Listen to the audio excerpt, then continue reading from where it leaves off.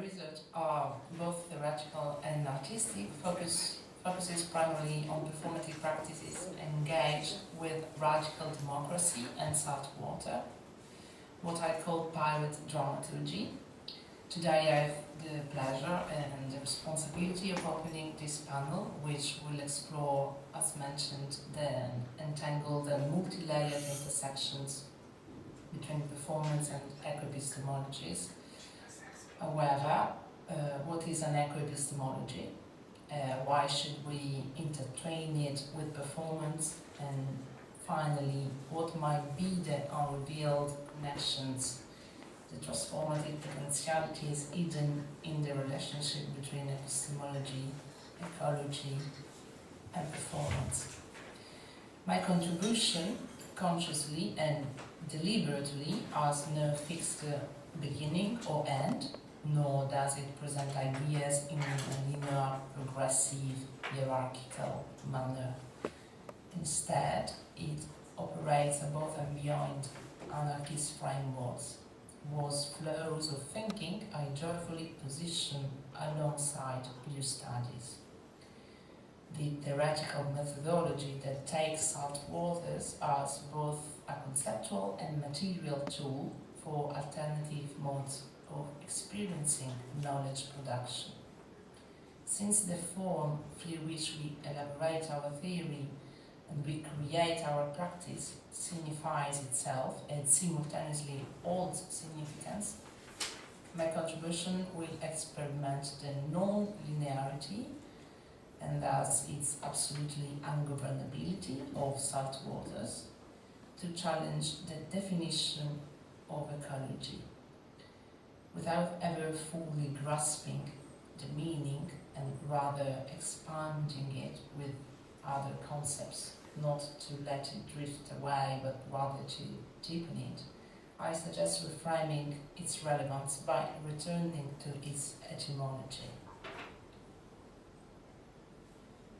And so, etymology, according to Nancy Struber, constitutes the production of condensed and brief narratives, intellectual fables that articulate the force and the power of language, describing its urgency within politics and recognizing its capacity to generate myths of founding moments.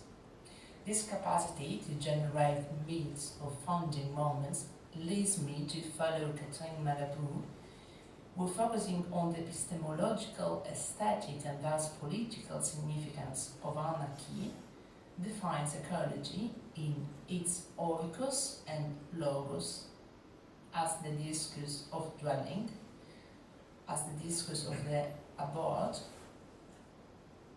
battling against domestication, which resists then against the transformation of oikos into domos, and, by extension, the transformation of dwelling into subjection.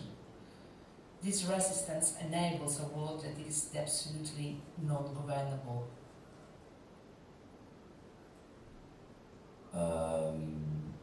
Riesco a... Perché è un po' piccolo. I don't know.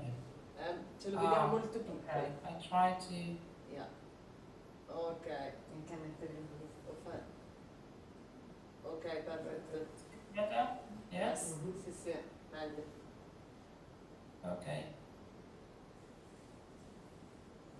So, if I follow this, it means that if ecology etymologically invokes discourse that refuse any conditions of control and any forms of hierarchy, what might its epistemology be? How might this epistemology be thought and practiced, dismantling, disobeying, reinventing the dominant and predominantly terrestrial categories through which we habitually conceptualize and represent our holding? So what kind of dramaturgy and what kind of performance should we develop to deterritorialize epistemology and rethink it anew and differently?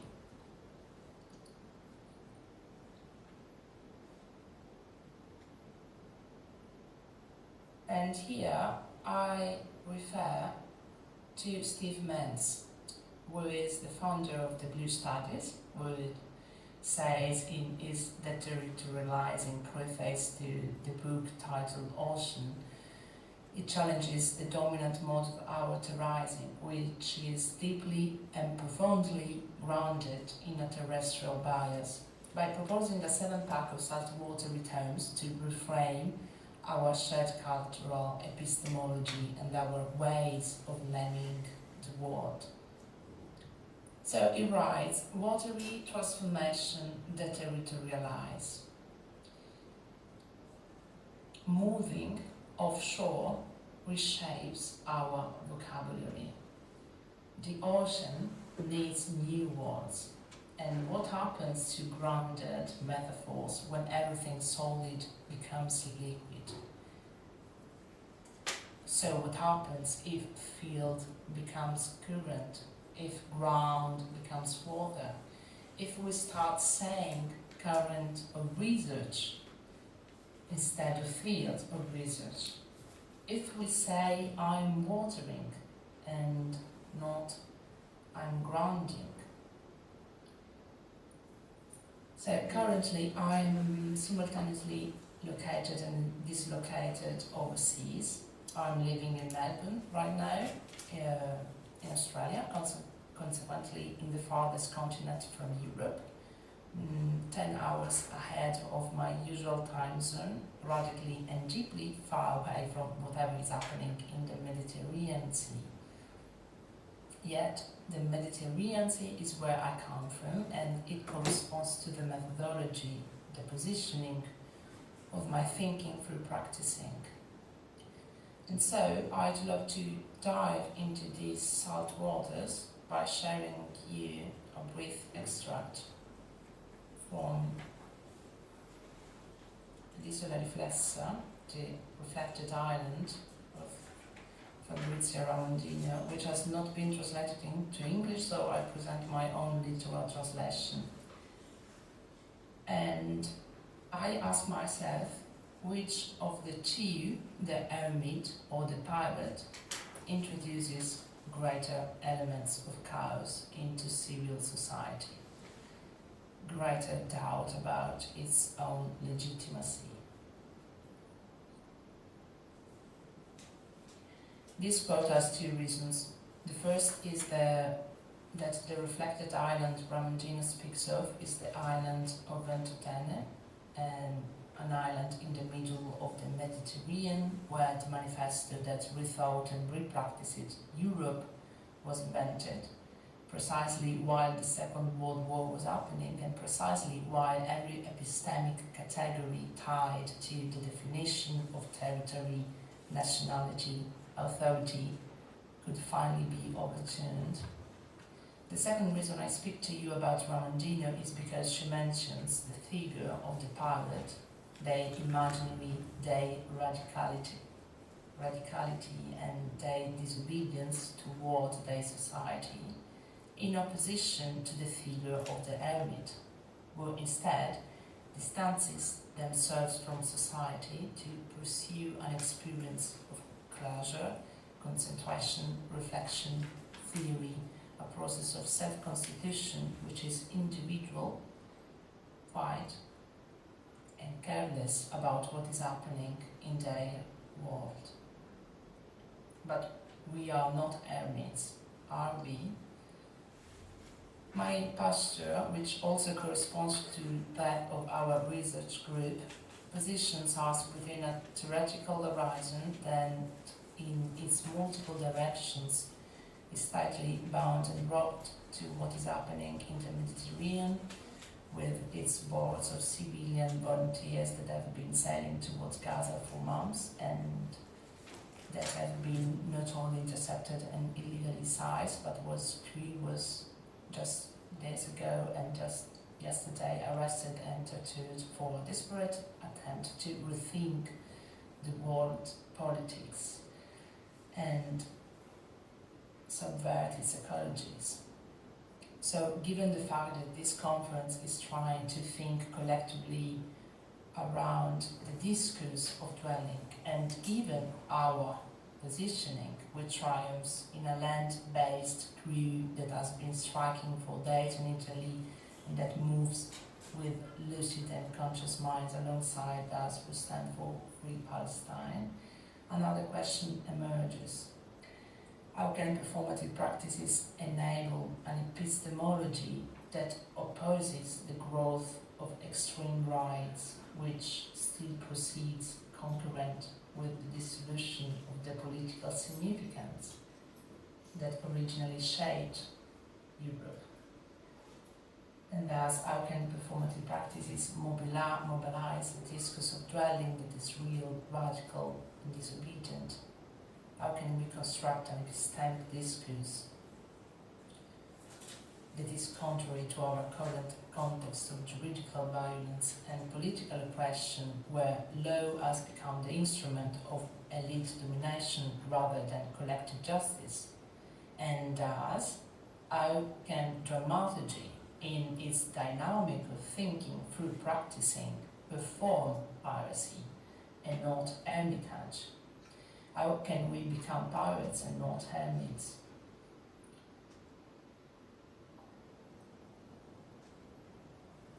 So, in response, I refer to an article titled Piracy as Method by Lawrence de Sutter, which advances the hypothesis of the necessity of a critical and generative intersection between legal theories and literary studies, an intersection that may emerge through the elaboration of what he calls the epistemology of piracy, and which insists upon the porosity of co-becoming that remains perpetually subject to contamination. So what I'm trying to suggest here briefly, without going into detail, is the possibility of extending the Sutter's co-becoming between law and literature toward a co-becoming between dramaturgy and piracy, wondering what both epistemology and performance could reveal and mobilize if pirates take the chair and take the stage. I won't linger on the theoretical complexity of what I call and define as pirate dramaturgy, and instead I'd like just to share an artistic and performative practice titled Exterritory Project, which embodies one of the epistemic categories of the pirate dramaturgy. So the category I refer to is the extraterritoriality itself, that reminds to the intrinsic in-betweenness of pirates. Extraterritorial, extraneous, extra-legem, while they still remain citizens of a state and thus compelled to confront institutional authorities in institutional societies. The project I am briefly mentioning here is an ongoing art project thought and practiced by Mariana Hamir and Ruti Sela that encourages both theoretical and practical exploration of ideas concerning extraterritoriality in an interdisciplinary context across performance studies and political theories, ended up in a set of ongoing forms of gatherings. The dramaturgy of the project doesn't simply draw on existing definitions of extraterritoriality, it seeks to reload the concept with new meanings, searching for ways in which extraterritoriality could challenge power structures and articulate new radical possibilities. So, the Ex-Territory project was initiated in 2009 when Mariana Amir and Ruti Sela decided to screen a video compilation of works by Middle Eastern artists onto the sails of birds sailing in the extraterritorial waters of the Mediterranean across Palestine and Israel. Exactly the same waters where the Global Sumud Flotilla and the entire Flotilla coalition performed a few days ago before being kidnapped by Israel The project, as a response to the enduring Israeli-Palestinian conflict, aimed to create a neutral space for exhibiting art that would be unrestricted by any single set of national and terrestrial constraints. Extraterritorial waters became so the ideal site to offer a break from the state's regimes, became the site to think and practice what cannot thought and practice it on the land.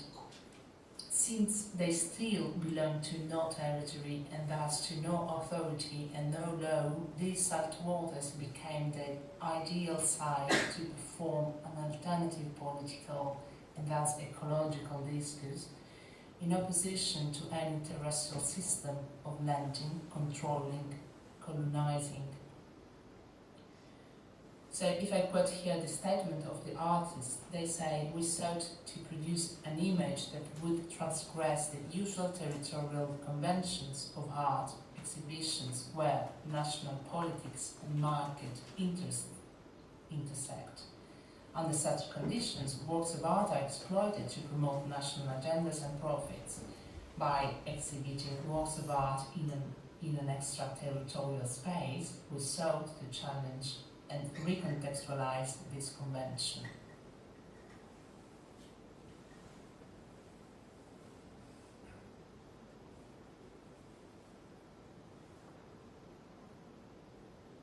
They say ex-territory is an art project that strives to create a platform on knowledge production and exchange in an autonomous space temporarily free from grounding national restraints. The project wishes to become a platform in transit of temporary freedom.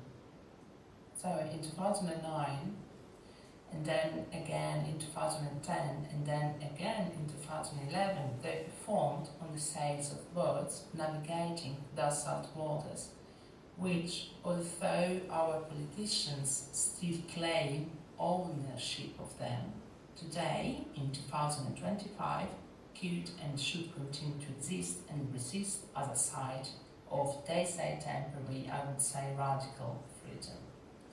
By doing this, these salt waters could and should allow us to drastically rethink the categories, the epistemic categories through which we experience our knowledge, through which we perform alternative discourses of dwelling.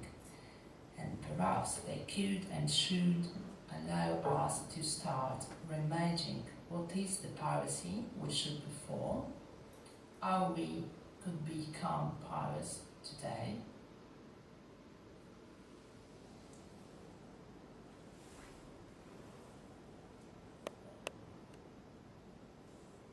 and so thank you for the attention, and I will leave the floor to my colleague Maripada, through which we can say to the Mediterranean Sea.